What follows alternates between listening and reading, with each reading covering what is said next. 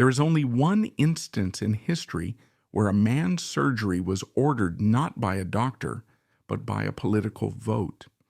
In 1925, the Bolshevik Party passed a formal resolution forcing General Mikhail Frunze to undergo an operation he did not want and did not need. He walked into the hospital a healthy hero, and he left in a coffin. This is how Stalin weaponized medicine to commit the perfect, silent murder. By 1925, Frunze cast a shadow over the Kremlin that was too long and too dangerous to ignore. He was not just a general, he was a myth made flesh. While other Bolshevik leaders like Lenin or Trotsky were intellectuals who spent their years in libraries or coffee shops in exile, Frunze was a creature of the prisons and the trenches.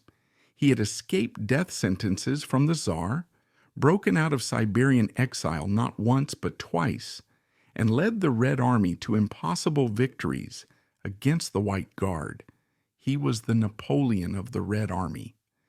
It was a nickname given to him by his admirers, but in the paranoid corridors of Moscow, it was a label that carried a hidden death sentence. For a man like Joseph Stalin, who was quietly, methodically consolidating his grip on the party machinery through paperwork and bureaucracy, a red Napoleon ceased to be an asset and became an existential threat.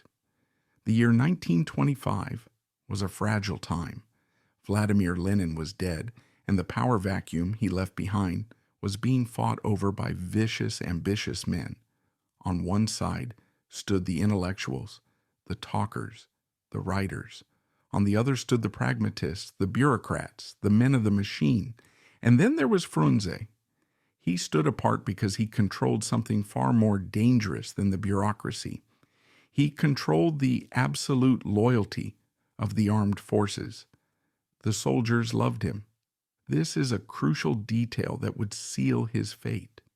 When Frunze inspected a regiment, he didn't do it from the safety of a limousine. He walked the lines. He spoke the rough, unpolished Russian of the peasantry. He looked like them, with the battered, weathered face of a man who had known hunger and cold. To the average Red Army conscript, Stalin was a distant, mustache-wearing portrait on a wall. But Frunze was the father who had led them through the fire of Perekop and brought them out alive. By January 1925, Frunze had replaced the disgraced Leon Trotsky as the People's Commissar for Military and Naval Affairs, effectively becoming the Minister of Defense. In this role, he began to do something that terrified the political elite. He started to make the army professional. He pushed for a military that was disciplined, efficient, and, most dangerously, autonomous. He wanted an army that served the Soviet state, but he resisted the idea of the army becoming the private enforcement arm of the secret police. Stalin watched this transformation with icy calculation. He saw a man who was young, only 40 years old, healthy, vibrant, and charismatic. He saw a man who, if he ever decided to march his troops into Red Square, not for a parade but for a coup, could likely topple the government in an afternoon. The conflict was invisible but absolute. It was a clash between the man of the desk and the man of the sword. Stalin knew he could not remove Frunze publicly. You cannot arrest a national hero on trumped-up charges. The backlash would be immediate. The army would mutiny. The people would riot. Frunze was too bright a star to be extinguished by the darkness of a prison cell. So Stalin needed a different kind of darkness. He needed a method of removal that looked like natural tragedy. He required a silent weapon, one that made no sound akin to a gunshot. As 1925 dragged on, the whispers in the Kremlin began to change. The conversation shifted from Frunze's military reforms to his stomach. Suddenly, the health of the People's Commissar became a matter of supreme state importance. Was he eating well? Was he in pain? Did he look pale? Frunze had suffered from stomach ulcers for years. a common ailment for a man who had spent a decade eating prison slop and army rations. It was a manageable condition. He was not dying. He was not an invalid. But slowly, methodically, the narrative began to be rewritten by those around him. The Iron General was being repainted as a fragile invalid who needed the benevolent intervention of the state to save him. The stage was being set. The actors were taking their places, but the theater wouldn't be a courtroom or a battlefield. It would be the pristine white-tiled operating room of the Botkin Hospital. The executioner would trade the military uniform for a surgical gown. Mikhail Frunze thought he was fighting for the future of the Red Army. He didn't realize that his enemy was already rewriting his medical chart. The diagnosis had already been made, not by doctors, but by politicians. And the cure they prescribed was permanent. Moscow, in the autumn of 1925, was a city living in a suspended state of terrified transition. To survive here, one had to learn to breathe in the heavy air of suspicion. It was a capital that had lost its father and was now being torn apart by his squabbling, vicious children. Vladimir Lenin was dead, and with him died the era of revolutionary romanticism, replaced by a gray, suffocating fog of bureaucratic intrigue where the loudest voice was no longer the orator on the balcony, but the scratching of a pen in a closed room. The Civil War, with its clear front lines and obvious enemies, was over, replaced by a shadow war where a smile could be a threat and a handshake could be a prelude to an arrest. In this new world, the Kremlin was no longer a fortress of the people, but a labyrinth of paranoia, a place where old loyalties were rotting away and new terrifying allegiances were being forged in the dark. It was here, in the smoky, paper-cluttered offices of the party secretariat, that Joseph Stalin was quietly weaving a web that would eventually ensnare the entire nation. But his first prize, his first true test of this new method of elimination, was the People's Commissar for Military and Naval Affairs. Stalin in 1925 was not yet the godlike tyrant of later propaganda, nor was he the undisputed master of the Soviet Union. He was something far more dangerous because he was underestimated. Known behind his back as Comrade Card Index, he was dismissed by intellectuals like Trotsky as a dull gray blur, a mere administrator who lacked the fiery brilliance of the true revolutionary spirit. This dismissal was their fatal error, for while they wrote books and gave speeches, Stalin was weaponizing the boredom of bureaucracy, turning the mundane machinery of the state, personnel files, appointment schedules, medical records, into instruments of absolute control. He understood that in a totalitarian system, the person who controls the schedule controls reality itself. He saw Mikhail Frunze not merely as a political rival, but as a chaotic variable in his carefully ordered equation, a Bonaparte figure whose personal popularity with the army and independent streak represented the one force that could physically sweep the party apparatus into the dustbin of history. Frunze was a man of the sword in a city now ruled by the desk, a hero of the open steppe trapped in a room with a man who weaponized claustrophobia, and the clash between them was inevitable not because of what Frunze did, but simply because he existed. The entrapment of Mikhail Frunze began silently, devoid of any shout or show of force, utilizing a terrifyingly gentle weapon, aggressive, suffocating concern. It started as a whisper campaign that slithered through the upper echelons of the party, a rumor initiated by Stalin's inner circle that our dear Mikhail was looking terribly unwell, that his color was off, that the stress of his monumental duties was eating him alive from the inside out. This was a masterstroke of psychological warfare because it disguised malice as benevolence, making it impossible for Frunze to fight back without appearing ungrateful or paranoid. When colleagues stopped him in the hallway to grip his shoulder and ask about his stomach with furrowed brows, they were not just asking about his health. They were reinforcing a narrative that had been scripted by the General Secretary. Frunze, a man of simple tastes and direct action who had survived czarist prisons and combat wounds, found this sudden, cloying intimacy maddening. He was, by his own estimation and that of his personal staff, a functional and robust man who suffered from chronic duodenal ulcers, a painful but entirely manageable condition common among veterans of the Revolution who had spent years surviving on prison, slop, and hardtack. He managed his condition with a strict diet and occasional rest, never allowing it to interfere with his command. Yet he found that his own perception of his body was being overruled by the collective will of the party.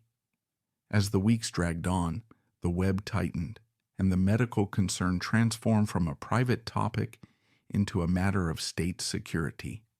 Stalin began to erode the boundary between Frunze's private biology and his public duty, arguing with twisted logic that since Frunze was a critical asset to the world revolution, his health was no longer his own personal property, but a strategic resource of the Soviet Union.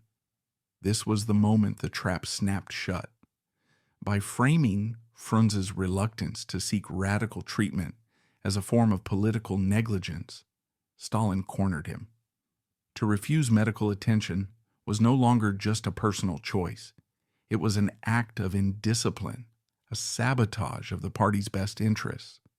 The politburo began to hold formal discussions regarding the lining of Frunze's stomach, turning anatomical diagrams into political maps where the objective was not healing, but control. They stripped him of his agency, treating the legendary general like a recalcitrant child who didn't know what was good for him, effectively gaslighting a war hero into believing he was on death's door when he felt perfectly capable of riding a horse.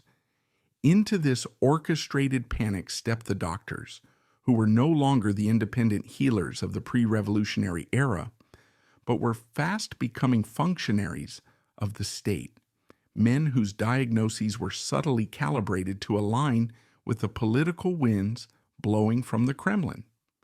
A special consortium of physicians was assembled, not at Frunze's request, but by the Central Committee's order, ostensibly to provide the best possible care for the beloved leader. In reality, this medical board served as an inquisition, poking and prodding the general not to find a cure, but to find a justification for the one outcome Stalin desired: surgery. They ignored the long-standing warnings of Frunze's personal physician, Dr. Mandrika, who had cautioned for years that Frunze's heart was too weak to withstand general anesthesia. Instead, under the heavy, expectant gaze of the party bosses, these new specialists began to gravitate toward a consensus that was medically dubious but politically convenient. They argued that the ulcers were a ticking time bomb that required immediate surgical intervention, inflating the risk of his condition while minimizing the lethal danger of the operation itself. Frunze, trapped in this spider's web of feigned kindness and bureaucratic coercion, felt the walls closing in. He tried to negotiate, pleading for a conservative course of treatment, suggesting a leave of absence to a spa in the Caucasus, where the mineral waters and rest had healed him before. He wrote letters, he argued in meetings, he tried to leverage his prestige, but he found that in this new Moscow, a general's stars meant nothing against a secretary's file. The air around him grew heavy with the unspoken threat that his refusal was becoming an embarrassment to the party, a sign that he was putting his own fear above the needs of the collective. He was isolated, surrounded by smiling faces that hid shark-like intentions. his protests drowning in a sea of medical jargon and political platitudes. Stalin had successfully created a reality where the only way for Frunze to prove his loyalty was to submit to the knife, turning the hospital, a place of sanctuary, into the inevitable destination of a man who had never lost a battle but was about to lose the war for his own life. The spider had woven the web, the fly was entangled, and the predator was ready to strike, not with venom, but with a surgeon's scalpel. Beyond the vague rumors of political assassination lies the cold clinical reality of the medical charts. Within these yellowing pages of handwritten notes, the smoking gun of Stalin's conspiracy appears, found strictly in a deliberate misinterpretation of human biology. Frunze's body was a living archive of the Russian Revolution's brutality, a vessel that had absorbed every punishment the era had to offer, from the damp, freezing cells of Vladimir Central Prison to the typhus-ridden trenches of the Civil War. These hardships had left him with a constellation of ailments that were typical for a veteran of his experience, most notably a chronic duodenal ulcer that had plagued him for years, a gnawing, persistent wound in his gut that flared up during times of extreme stress or dietary neglect. However, while painful and occasionally debilitating, this ulcer was a known quantity, a manageable condition that thousands of men lived with for decades without surgical intervention, treating it with simple remedies like mineral water, strict diets, and rest. It was an annoyance, certainly, a source of discomfort that occasionally forced him to hunch over his desk in the commissariat. But in the autumn of 1925, it was categorically not a death sentence, nor was it an emergency requiring the drastic escalation that the Kremlin suddenly demanded. Hidden beneath the headline of the stomach ulcer was the far more dangerous reality of Frunze's cardiovascular system, a physiological truth that his personal physicians had guarded with vigilant terror for years. The revolution had exacted a heavy toll on his heart, leaving the cardiac muscle weakened and dangerously susceptible to stress, a condition likely exacerbated by undiagnosed infections and the sheer physical exhaustion of commanding armies across a continent. His personal medical team, led by doctors who had treated him not as a political asset but as a human being, had established a rigid red line regarding his treatment. Under no circumstances was Mikhail Frunze to be subjected to general anesthesia, particularly chloroform. They understood that his heart, while capable of pumping blood for a man sitting at a desk or riding a horse, lacked the resilience to withstand the toxic depression of the central nervous system caused by the anesthetics of the 1920s. This was not a matter of debate or speculation, but a hard medical fact documented in his history, a contraindication so severe that to ignore it was tantamount to loading a gun and pointing it at the patient's chest. For years, this knowledge had protected him, guiding his treatment plans toward conservative, non-invasive therapies that managed his symptoms without risking his life. But as the political winds in Moscow shifted, these protective medical facts were about to be aggressively suppressed. The turning point came with the assembly of a new concilium, a special medical commission convened not to heal the patient, but to validate a verdict that had likely been drafted before the doctors even entered the room.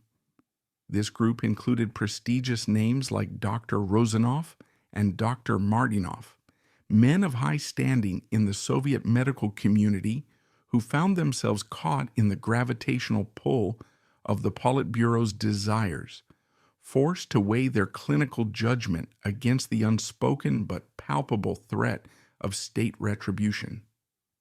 In these closed-door meetings, the atmosphere was thick with a peculiar kind of dishonesty, where the conversation fixated obsessively on the bleeding from the ulcer while studiously ignoring the screaming alarm bells regarding the patient's heart. It was a masterpiece of medical gaslighting, a bureaucratic theater where the narrative was shifted from managing a chronic condition to saving a leader from imminent hemorrhage. A subtle but lethal exaggeration that transformed an elective, high-risk surgery into a mandatory, life-saving intervention. They argued that the ulcer threatened to perforate, a possibility that exists with any ulcer, but they presented it as an inevitability, using this hypothetical catastrophe to justify the very real and immediate danger of putting a heart patient under the knife. The medical records from this period reveal a chilling divergence between clinical reality and political necessity, as the rationale for surgery became increasingly detached from the actual condition of the patient. Frunze himself remained skeptical, noting in his private correspondence and conversations that he felt relatively strong, that the bleeding had stopped and that his own body was telling him to rest rather than to cut. Yet the Concilium produced a formal report that read less like a medical assessment and more like a warrant, concluding that conservative treatment had failed, a blatant lie, given that he had not been allowed to properly rest, and that surgery was the only responsible course of action. This document was the bureaucratic key that unlocked the operating theater, a piece of paper that indemnified the state against the murder it was about to commit by wrapping it in the protective cloak of expert opinion. By elevating the risk of the ulcer and suppressing the risk of the anesthesia, the commission constructed a false dilemma where surgery appeared to be the only logical choice, effectively erasing the warnings of Frunze's personal doctors and replacing them with a state-sanctioned death wish. What makes this chapter of the story so harrowing is the realization that the weapon used to kill Mikhail Frunze was not incompetence, but a hyper-competent manipulation of medical protocol. The doctors involved were not butchers. They were elite professionals who knew exactly what chloroform would do to a weak heart, yet they allowed themselves to be steered by a political apparatus that viewed the patient's survival as secondary to the party's stability. When the final decision was made, it was codified not just in medical notes, but in the special file of the Central Committee, formalizing the operation as a state directive. Thus, when Frunze walked into the Botkin Hospital, he was not entering as a man seeking relief from pain. He was entering as a man whose physiology had been rewritten by the state, his fragile heart ignored, and his manageable ulcer weaponized, carrying with him a medical record that had been carefully edited to ensure that his death would look like a tragedy, rather than the calculated liquidation it truly was. The theater of Mikhail Frunze's demise shifted from the shadowy corridors of the Kremlin to the stark, sterile, and terrifyingly polite atmosphere of the formal medical consultation, a gathering that occurred in October 1925 and stands in history as one of the most chilling perversions of the Hippocratic Oath ever recorded. This was not a meeting of healers coming together to save a life, but a tribunal of experts assembled to ratify a verdict that had effectively already been passed by the political authorities, creating a suffocating environment where medical science was forced to bend the knee to the necessities of power. The room was filled with the heavy smoke of cigarettes and the heavier weight of unspoken threats, populated by the most eminent physicians in the Soviet Union, men like Dr. Vladimir Rozanov, a surgeon of immense skill and reputation, and Dr. Martinov, a figure of established authority.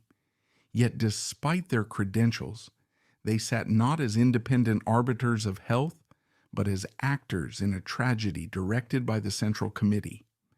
In the center of this grim assembly sat Frunze himself, the patient, stripped of his general's uniform and his legendary aura, reduced to a biological problem to be solved, his face etched with the weariness of a man who knows he is being outmaneuvered by forces he cannot shoot, command, or outflank. The dynamic of the consultation was defined by a brutal asymmetry of information and intent, where the loud, confident voices of the state-aligned specialists systematically drowned out the quiet, desperate warnings of those who actually knew the patient's body. Dr. Mandrika, Frunze's personal physician who attended to him through the rigors of the Civil War and knew every rhythm of his fragile heart, attempted to hold the line against the madness, reiterating with increasing desperation that Frunze's cardiovascular system was a house of cards that would collapse under the heavy gale of general anesthesia. He argued that the ulcers, while troublesome, were stable and non-threatening, pleading that a regimen of diet and rest at the Borhomi Spa was the only rational path forward, a plea that was grounded in the fundamental medical principle of primum non nocere, first do no harm. However, in that room, Mandrika was not just a dissenting doctor, he was a political obstructionist, his caution framed by the others not as wisdom, but as a lack of resolve, his medical evidence brushed aside by a wave of aggressive optimism from the pro-surgery faction who spoke of a permanent cure with the glib assurance of men who would not have to bear the consequences of failure. Dr. Rozanoff, the man destined to hold the scalpel, found himself in the grip of a terrible professional paralysis, caught between his clinical instincts, which surely screamed of the danger, and the overwhelming pressure from the Kremlin to perform the role of the heroic savior who would restore the Red Army's leader to full vitality. The discussion moved with a relentless, predetermined momentum, steering away from the terrifying risks of chloroform and fixating obsessively on the potential dangers of the ulcer, engaging in a form of intellectual dishonesty where a hypothetical future bleed was deemed more dangerous than the immediate near-certain toxicity of the anesthetic. They spoke to Frunze in soothing, authoritative tones, minimizing the operation into a routine procedure, a minor biological correction that would liberate him from pain and allow him to serve the revolution with renewed vigor, effectively seducing him into his own death with promises of health. It was a psychological siege where the consensus was manufactured through intimidation, leaving Frunze with the distinct impression that to refuse the consensus of such eminent men was an act of cowardice or arrogance, forcing him to surrender his own survival instinct to the collective will of the experts. By the time the meeting adjourned, the consultation had achieved its true purpose. It had not diagnosed the patient, but it had isolated him, stripping away his defenses until the only door left open was the one leading to the operating table. If the medical consultation was the dress rehearsal for the assassination, the subsequent meeting of the politburo was the official signing of the death warrant, marking the terrifying moment when the biological fate of Mikhail Frunze ceased to be a matter of medicine and was transmuted into a binding decree of the state.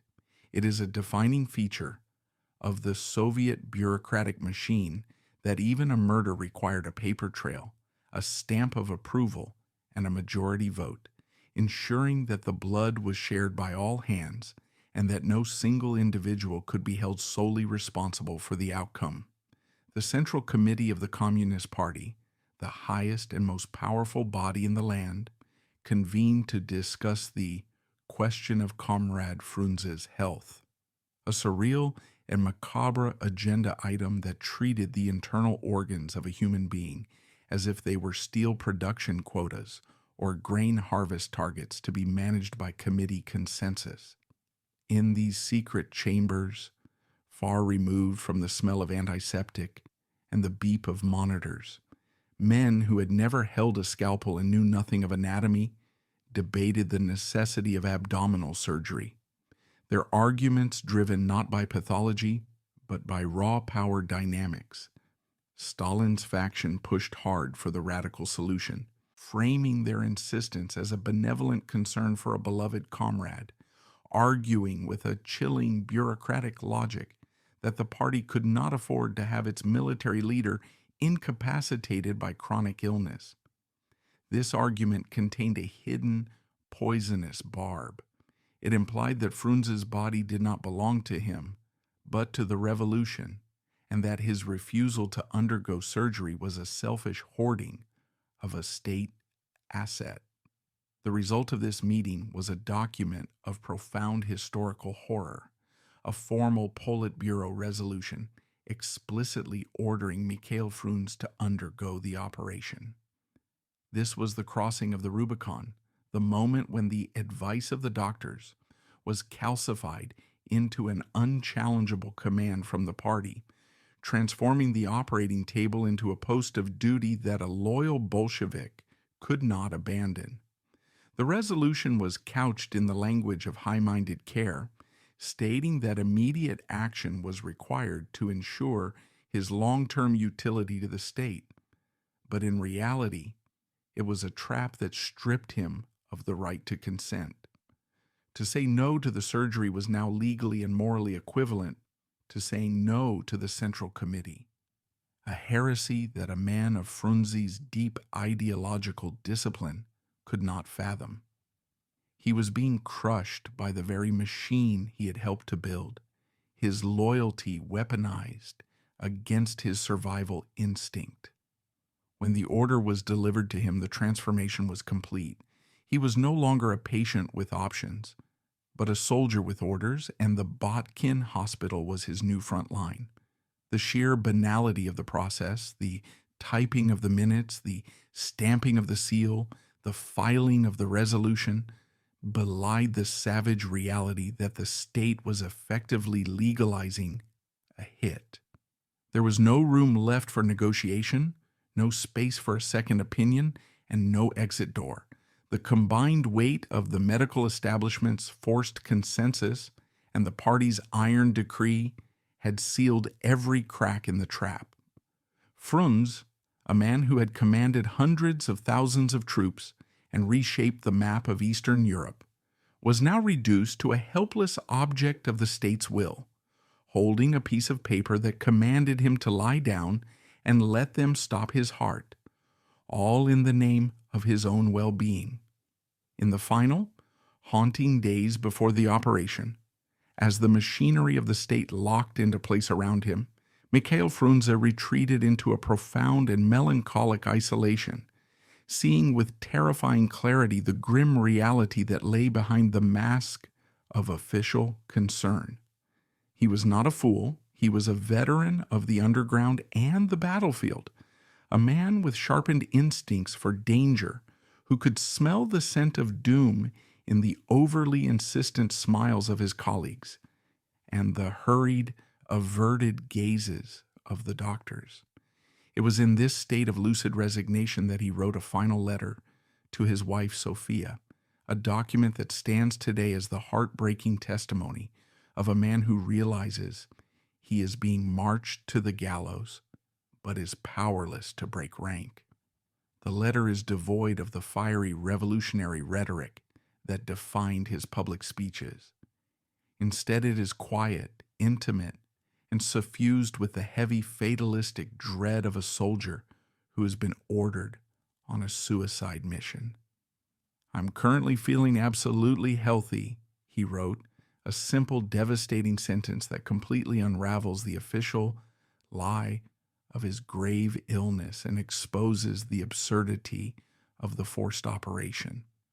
"It is ridiculous to even think about an operation," he continued, "but both the party and the doctors insist." In these lines we hear the voice of a man who is screaming into the void, documenting for posterity that this was not his choice, that his body was not failing him. He was being failed by the people he trusted.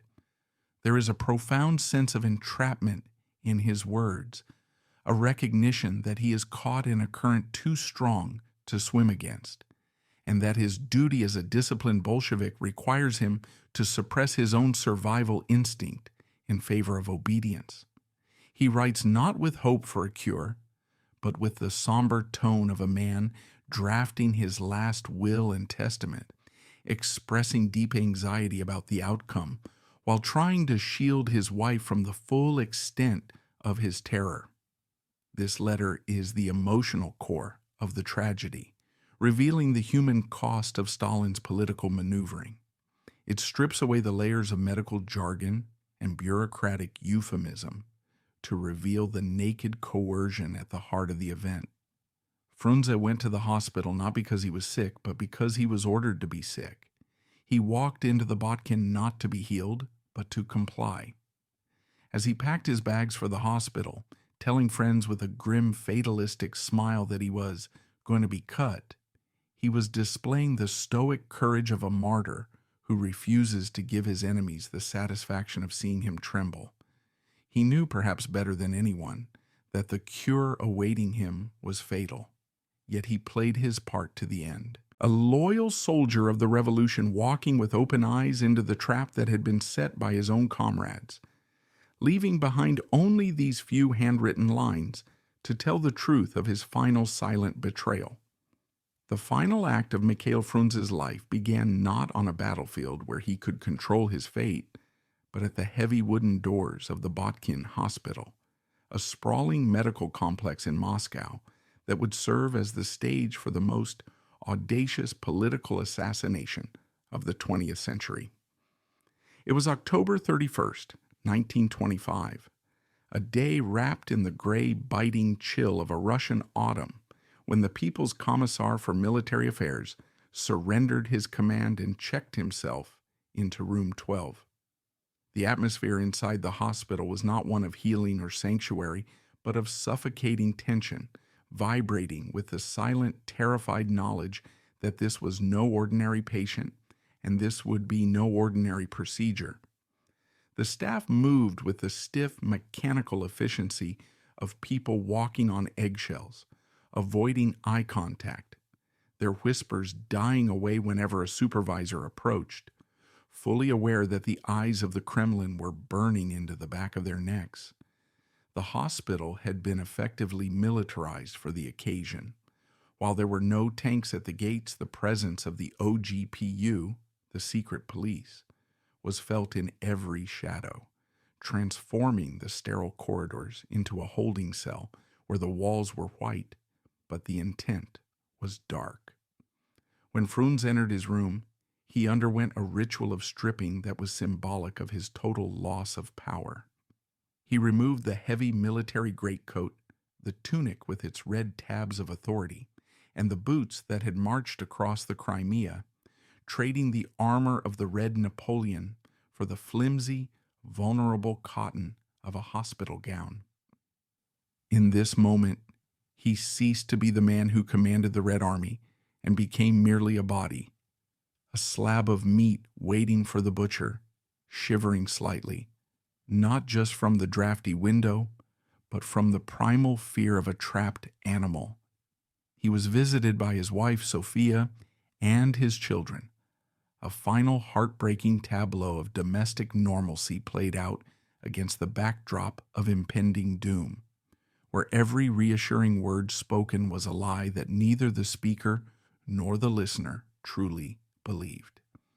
As the sun set over Moscow, Frunze was left alone with his thoughts and the smell of carbolic acid, lying in a bed that felt less like a place of rest and more like an altar prepared for a sacrifice, listening to the clock tick down the seconds to a surgery that everyone, from the orderlies to the politburo, knew was a death sentence disguised as a cure. The true weapon of this assassination was never the cold steel of the scalpel. It was the chemistry of the mask.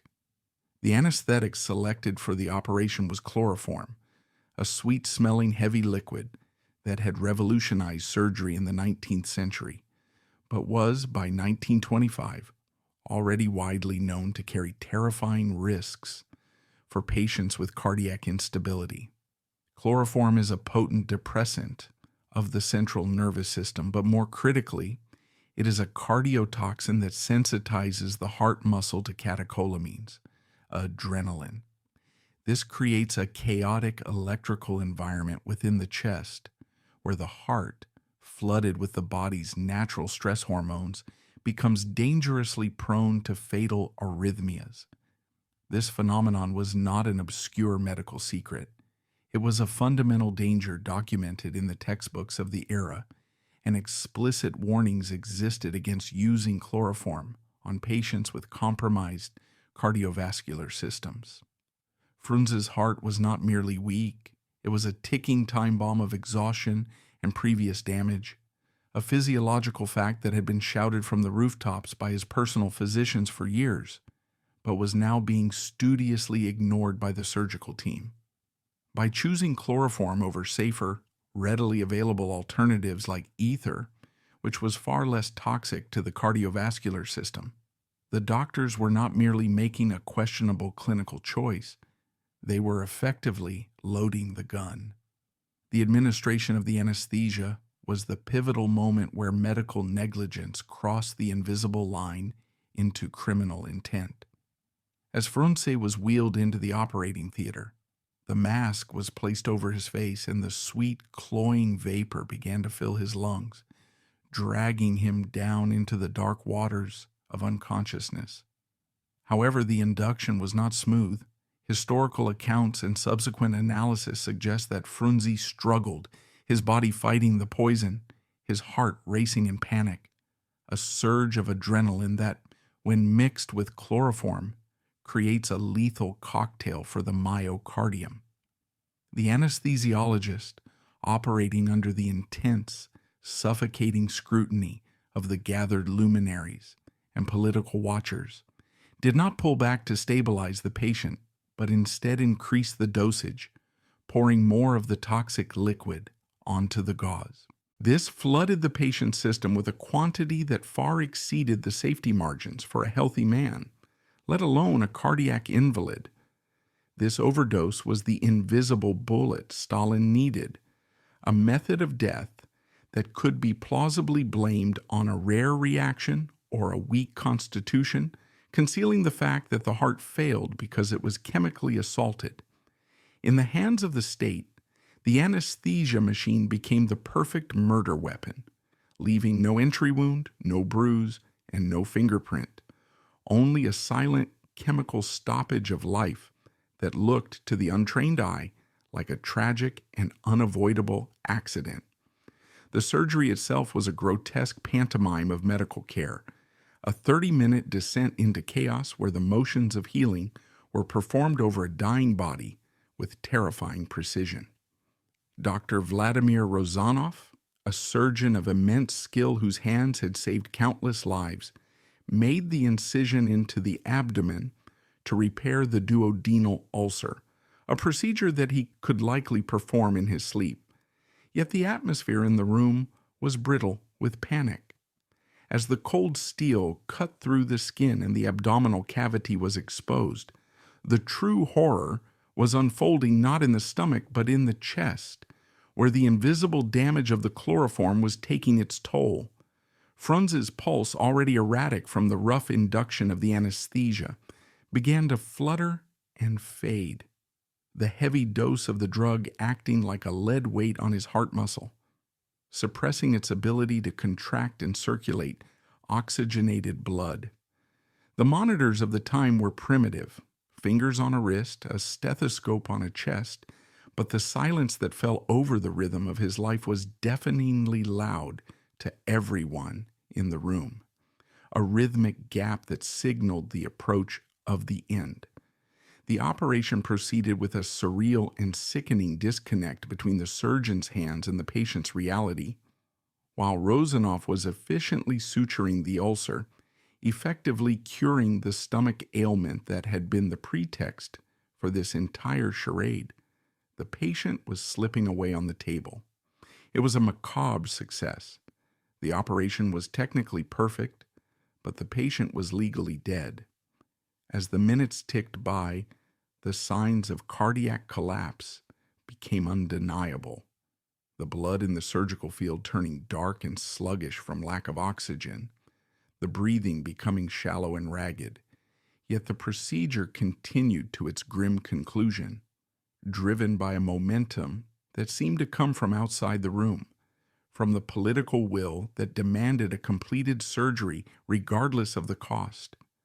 When the final stitch was placed and the mask was removed, there was no relief, no sudden intake of breath, only the terrifying realization that Frunze was not waking up, his heart, battered by years of revolution and now drowned in poison, gave a few final convulsive shudders and then stopped completely.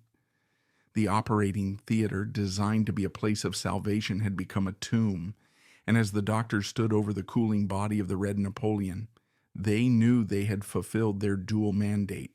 They had fixed the ulcer, and they had killed the man.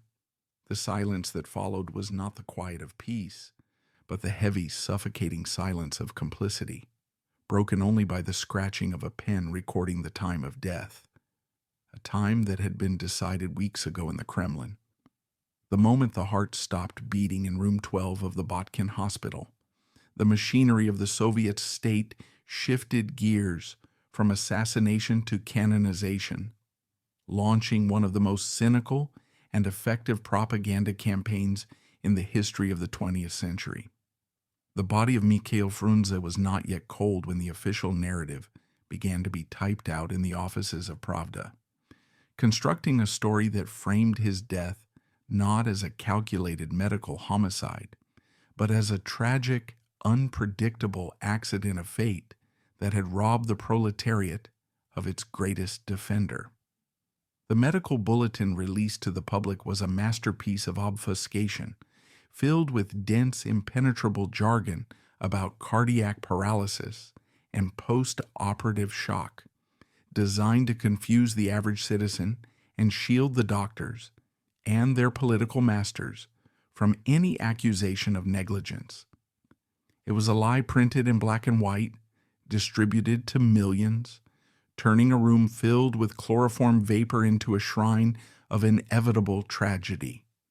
The funeral that followed in Red Square was a piece of dark theater choreographed by Joseph Stalin himself, a spectacle intended to bury the truth along with the body in the frozen ground of Moscow. In a display of hypocrisy so brazen it bordered on the grotesque, Stalin insisted on serving as a pallbearer, his shoulder bearing the weight of the coffin containing the man he had maneuvered to death just days earlier. He walked with a somber, heavy tread, his face a mask of performative grief, while photographs of this moment were flashed around the world to demonstrate the unity of the Bolshevik leadership. To the weeping crowds of soldiers and workers who lined the freezing streets, it looked like a touching tribute from one comrade to another. To the insiders who knew the truth, it was a mafia don paying his respects to a rival he had just eliminated, a final power move to assert dominance over the corpse. Frunze was buried in the Kremlin wall necropolis, the highest honor the state could bestow, effectively cementing him into the very foundations of the regime that killed him. This was the ultimate erasure. By turning him into a holy martyr of the revolution, Stalin made it impossible to question the circumstances of his death without seeming to attack the memory of the hero himself. The renaming of the capital of Kyrgyzstan to Frunze and the establishment of the Frunze Military Academy were not acts of respect, but layers of concrete poured over the crime scene, ensuring that the name Mikhail Frunze would forever be associated with loyalty to the state, rather than the state's betrayal of him. But while the politicians lied and the generals stayed silent, fiction dared to speak the truth. In the suffocating silence that followed the state funeral, where fear sealed the lips of politicians and generals alike, the only voice brave enough, or perhaps reckless enough, to speak the truth came from the world of literature. Boris Pilniak, a celebrated and flamboyant writer, known for his intricate prose and sharp social observation, sensed the deep, vibrating wrongness of the official story and decided to use fiction to document the reality that journalism was forbidden to touch. In 1926, less than a year after Mikhail Frunze was buried in the Kremlin wall, Pilniak published a story titled The Tale of the Unextinguished Moon in the literary journal Novy Mir, a work that stands today as one of the most courageous acts of artistic suicide in Soviet history. The story was thinly veiled, barely bothering to disguise its real-world inspiration behind the veneer of fiction. It told the tale of a fictional Red Army commander named Gavrilov, a healthy, vigorous man who is ordered by a shadowy, omnipotent figure known only as the Unbending Man to undergo an unnecessary operation which subsequently kills him. Pilniak stripped away the medical jargon and the political platitudes to reveal the core of the tragedy, the crushing of a human individual by the cold, unyielding machinery of the state. He depicted the doctors not as healers, but as terrified bureaucrats paralyzed by power. And he portrayed the surgery not as a medical procedure, but as a ritual sacrifice performed on the altar of obedience. The reaction from the Kremlin was instantaneous and savage, confirming the guilt of the leadership more effectively than any confession. The issue of Novy Mir containing the story was seized by the secret police before it could be widely distributed, and a frantic effort was made to scrub every copy from existence. Stalin was apoplectic, recognizing immediately that Pilniak had seen through the medical accident cover story and had dared to publish the script of the murder for all to read. The ban was not just censorship, it was an admission that the fiction was too close to the fact. Pilniak was forced to issue a humiliating public apology, claiming his work was a misunderstanding, but his fate was sealed. He was marked as an enemy of the people, a man who saw too much. Decades later, during the height of the Great Purge, Pilniak would be arrested, accused of being a spy, and shot, his execution serving as the final, bloody edit to a story he should never have written. His death proved that in the Soviet Union, ink could be just as dangerous as blood, and that remembering the truth was a capital offense. A conspiracy of this magnitude invariably leaves loose ends, and in the paranoid ecosystem of Stalin's Russia, loose ends were invariably tied up with a rope or a bullet. The doctors who participated in the operation found that their complicity in the state's crime did not buy them safety. Instead, it purchased them a lifetime of fear and, for many, a gruesome end.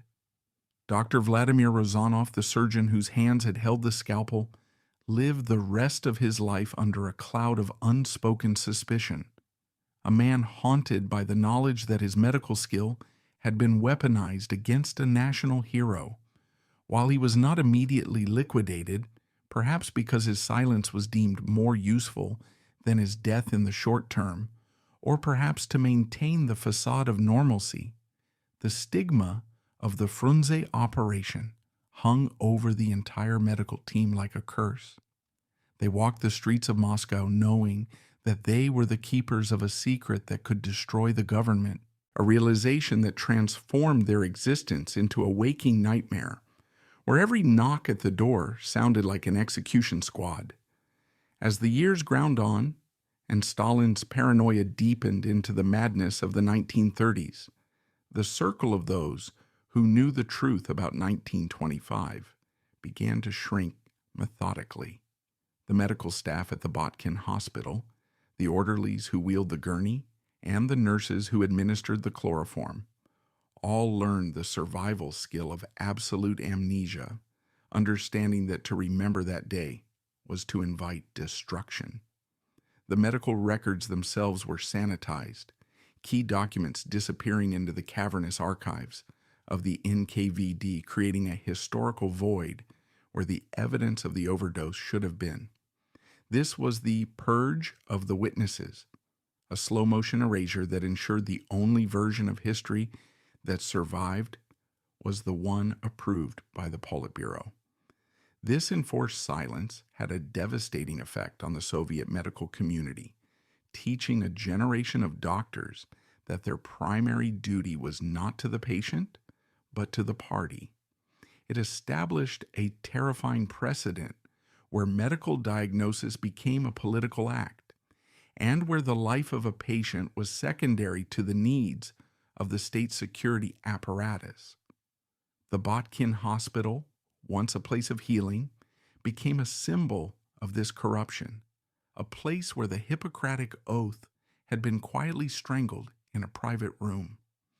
The erasure was so complete that for decades, even mentioning the irregularities of Frunze's death was impossible. To do so was to question the legitimacy of Stalin's succession. The doctors who had stood in that operating room and watched the life fade from Mikhail Frunze's eyes were not merely witnesses to a death. They were the first victims of a new kind of terror, one where the state could compel you to violate your deepest ethical codes and then destroy you for having done so. They left behind a legacy of fear that would permeate Soviet medicine for the next 30 years, culminating in the doctor's plot of the 1950s, where the very accusation of medical murder, a crime the state itself had invented, would be used to terrorize a new generation of physicians. The circle of blood that began with Frunze did not close until the death of Stalin himself, proving that in a tyranny, there are no accomplices, only future victims waiting for their turn. The death of Mikhail Frunze was not merely a singular tragedy confined to a single hospital room. It was a successful prototype, a grim proof of concept for a new form of statecraft where the biological termination of a rival could be successfully disguised as a regrettable physiological failure. Having learned that the public and the party would accept heart failure as a valid reason for the sudden disappearance of a healthy leader, Stalin and his secret police apparatus, the OGPU, which would later evolve into the NKVD, began to integrate the medical profession into their arsenal of wet work, refining the crude bludgeon of the 1925 operation into a subtle, silent stiletto. This method became the preferred solution for handling problematic icons, figures who, like Frunze, were too famous to be arrested in the middle of the night and too prestigious to be shot in a basement, yet too independent to be allowed to live. The lesson of 1925 was that if you control the doctors, you control reality, allowing the state to rewrite the history of a man's life by falsifying the history of his death.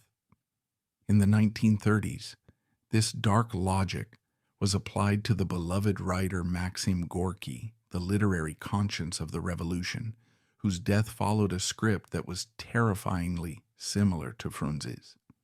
Gorky, like Frunze, was isolated from his friends and family, surrounded by a wall of care provided by the NKVD, and placed under the supervision of a special team of Kremlin-approved doctors. The method had evolved from the brute force of a chloroform overdose to something more insidious, the regimen of contraindicated therapy. Dr. Lev Levin, one of the senior physicians who treated Gorky, would later testify during the Moscow show trials of 1938 that under pressure from secret police chief Genrikh Yagoda, he had administered treatments designed to accelerate the writer's death rather than prevent it. For a patient with failing lungs, they prescribed long walks near bonfires to irritate his respiratory system. For a patient with a failing heart, they administered powerful stimulants that pushed the organ beyond its breaking point. Whether these specific confessions were entirely true or scripted by the torture chambers of the Lubyanka is almost irrelevant. What matters is that the Soviet state openly acknowledged that medical murder was a functioning cog in its machinery of terror. The connective tissue between Frunze and these later cases is the industrialization of the method. Under Yagoda, the secret police established a toxicological laboratory known simply as the Camera, a facility dedicated to testing poisons and drugs on living prisoners to determine how to induce death that mimicked natural causes: heart attacks, strokes, and respiratory failure. Frunze was the patient zero of this epidemic, the test subject whose quiet death proved that a hospital bed could be just as lethal as an execution wall. The parallels are inescapable. In both the Frunze and Gorky cases, the victim was stripped of their autonomy. Their medical records were weaponized against them, and their deaths were followed by elaborate state funerals where the architects of their destruction delivered the eulogies.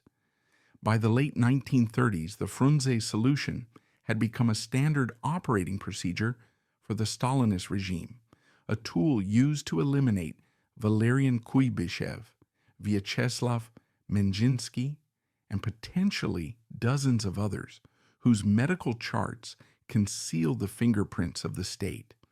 It was a terrifying evolution of tyranny where the Hippocratic oath was inverted and the doctor became the ultimate assassin, leaving no trace behind but a grieving family and a falsified death certificate. This medical cynicism was a harbinger of the horrors to come.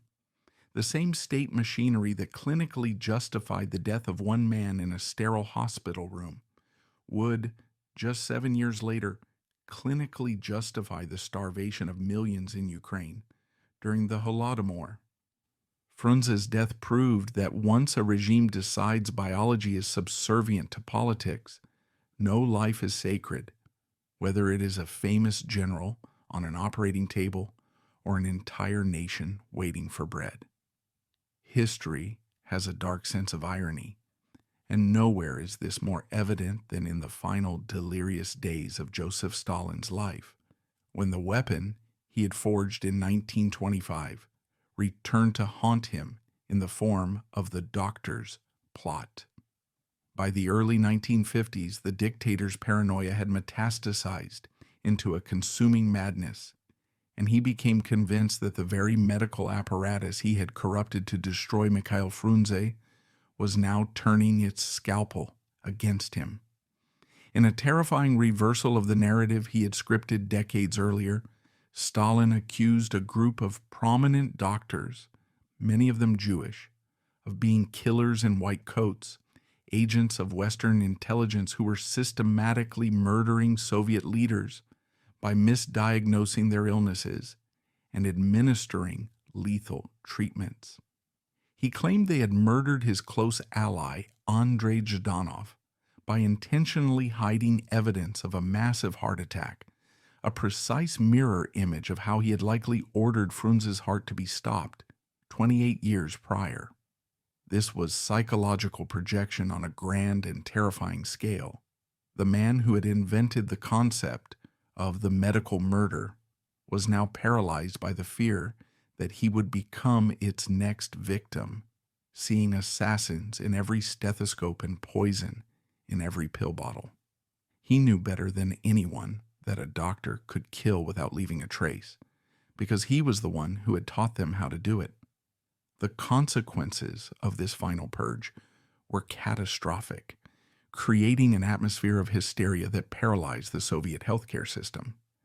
The arrest and torture of these elite physicians stripped the Kremlin of its most competent medical minds at the exact moment Stalin, now an old and frail man with hardened arteries, needed them most. When Stalin suffered his massive stroke in March 1953, at his dacha in Kuntsevo, the poetic justice of his actions became grimly apparent. He lay alone on the floor of his library for hours, soaking in his own urine because his guards were too afraid to enter without orders, and the best doctors in Moscow, the men who could have potentially saved him or mitigated the damage, were chained to walls in the basement of the Lubyanka prison, accused of being terrorists. When medical help was finally summoned, The doctors who arrived were not the titans of the profession, but terrified subordinates who were trembling so violently from fear that they could barely check his pulse. They had to ask the secret police for permission to even touch the dictator, terrified that any treatment they administered would be labeled an assassination attempt if he failed to recover. In a grim twist of fate, the legacy of Mikhail Frunze's murder ensured that his killer died a slow, agonizing, and medically unattended death. A victim of the very climate of suspicion and terror that he had engineered to destroy his rival in 1925, the medical weapon had misfired, and the tyrant choked on his own paranoia. The story of Mikhail Frunze is a terrifying reminder that in a totalitarian system, there is no sanctuary, not in your home, not in your mind, and certainly not in your own body. His death marked the crossing of a profound moral threshold, the precise historical moment when the Hippocratic Oath was legally and practically subordinated to the political will, and the hospital was transformed from a place of healing into a theater of state violence. The murder of the Red Napoleon was not accomplished with a bomb or a bullet, but with a piece of paper, a bureaucratic resolution that redefined a healthy man as sick and a fatal overdose as a medical necessity. It demonstrated that the most dangerous weapon in a dictator's arsenal is not the secret police officer with a gun, but the smiling doctor with a syringe. For against the doctor, we have no defense. We offer them our trust, our vulnerability, and our veins, believing that their only master is the preservation of life. When that trust is weaponized by the state, the individual is stripped of their last line of defense, left naked before a power that claims ownership, not just of their labor and their loyalty, but of their blood and breath. Today, Frunze sleeps in the Kremlin wall necropolis, a hero of a fallen empire, but his true legacy is found in the chilling efficiency of the medical murder niche he unwillingly pioneered. His fate serves as a permanent warning about the fragility of truth when science is bent to serve power, and how easily the language of care can be twisted into the language of control. We look back at the white-tiled room in the Botkin Hospital not just as a crime scene, but as the birthplace of a specific kind of modern horror, the institutionalized betrayal of the individual by the very systems designed to protect them. You can fight an army, you can hide from the police, and you can debate a politician. But as Mikhail Frunze discovered in his final fading moments on the operating table, you cannot survive a system that has decided by vote and by decree that your heart must stop beating for the good of the state. The chloroform that filled his lungs in 1925 has long since evaporated, but the cold antiseptic scent of that betrayal still lingers in the pages of history, a testament to the patient who couldn't say no.